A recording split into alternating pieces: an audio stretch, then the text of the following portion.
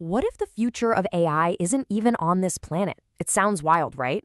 Well, today we are digging into a brand new and pretty radical research paper from Google that proposes a true moonshot idea, taking AI's massive brain and putting it in space. Okay, so let's get right into it. The whole reason these researchers are even thinking this way is because AI's absolutely explosive growth is starting to slam into some very real, very physical limits right here on Earth. We're talking about things like land, water, and maybe most importantly, energy. And a solution they're putting on the table? Well, it sounds like something straight out of science fiction. Instead of trying to squeeze more resources out of our planet, they're asking, why don't we just build the next generation of AI where the resources are, for all practical purposes, infinite, in orbit? To really wrap your head around why they'd propose something so out there, you first have to understand the sheer scale of AI's appetite for energy. It's not just a small problem, it's the fundamental crisis that's driving this entire incredible idea.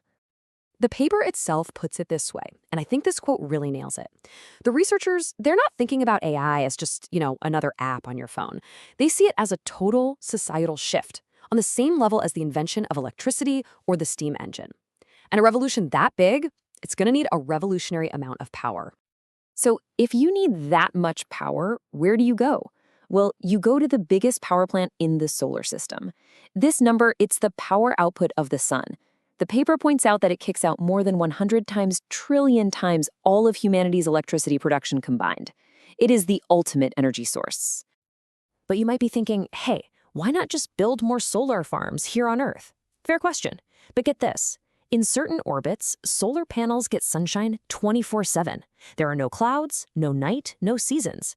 This means they can soak up to 8 times more energy than the exact same panel would on the ground. And instead of trying to beam all that power back down to Earth, which is super hard, the paper asks a much simpler question. Why not just use the power right where you collect it? And that question brings us right to the heart of their proposal, a blueprint for a data center that literally flies. So let's take a look at how this whole thing would actually work. Now, you've got to forget the idea of some single giant space station. Picture this instead, a massive swarm of satellites. Each one is packed with Google's heavy-duty AI chips, their TPUs. They're all powered by their own solar panels, and this is the magic trick. They talk to each other using lasers, forming one single distributed supercomputer in the sky. So the whole operation kind of breaks down into a few key steps. First, you launch these satellites into what's called a sun-synchronous orbit, which basically means they get as much sunlight as physically possible. Second, the AI chips on board do all the heavy lifting, all the computation. Third, and this is the really critical part, those satellites use laser links to connect together, acting like one giant AI cluster. And then finally, they just beam the results back down to us here on Earth. Of course, an idea this big comes with some enormous, almost sci-fi level engineering challenges. This stuff is not easy. But what's so cool about this paper is that the researchers have already started tackling the biggest roadblocks head-on. All right, here's problem number one, and it is a big one: bandwidths. The chips inside an AI supercomputer on the ground, they need to talk to each other at absolutely blistering speeds. We are talking terabits per second. Your typical satellites, which are thousands of kilometers apart, they can't even get in the same ballpark. I mean, the gap here is just massive. An AI cluster needs speeds of 10 terabits per second, maybe more, but today's best commercial laser links between satellites, they top out at around 100 gigabits per second. That's a performance gap of at least 100 times. It's just not going to work. So how do you fix it? Well, the solution is actually kind of beautiful and simple. See, the power of a laser link gets way, way stronger as the distance gets shorter. So you just move the satellites incredibly close together. By taking that distance from thousands of kilometers down to just a few hundred meters, you get enough signal to use the same kind of networking technology that you'd find in a data center right here on Earth. And what this creates is what they call a wireless supercomputer.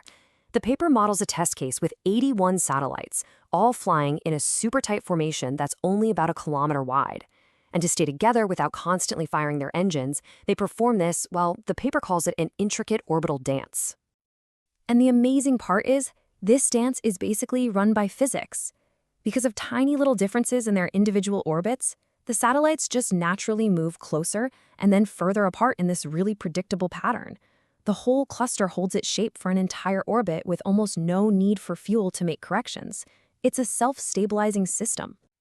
Okay, but now we have to talk about the elephant in the room for any big space project: the cost. I mean, launching anything into orbit has always been astronomically expensive. Could we seriously afford to launch an entire data center? For most of history, the answer to that was a very clear no way. Back when SpaceX was starting out with its Falcon 1 rocket, the price to put a single kilogram into orbit was around $30,000, adjusted for inflation. At that price, building anything at scale was a total non-starter. But then everything changed. Thanks to reusable rockets, the cost to get to space has just been in a complete freefall.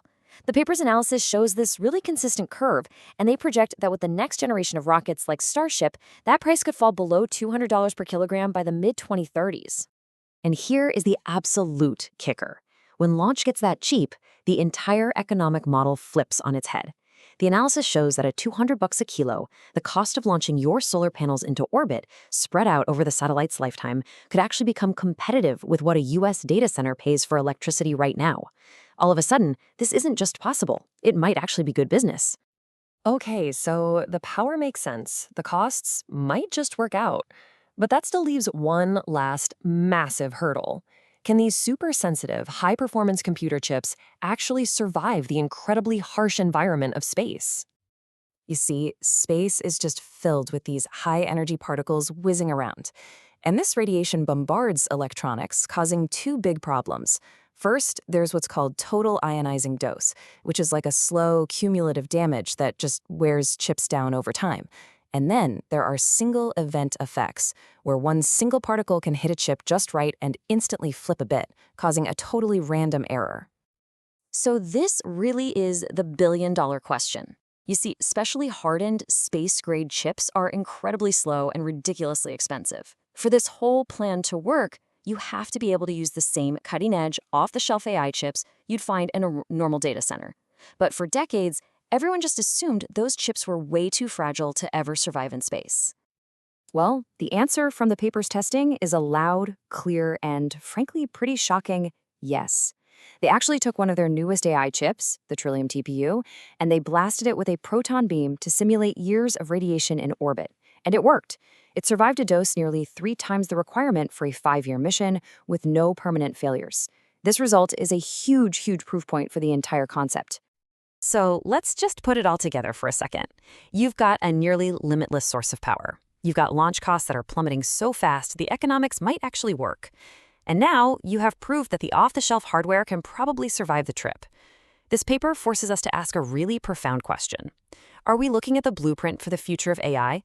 A future that doesn't unfold down here, but up there?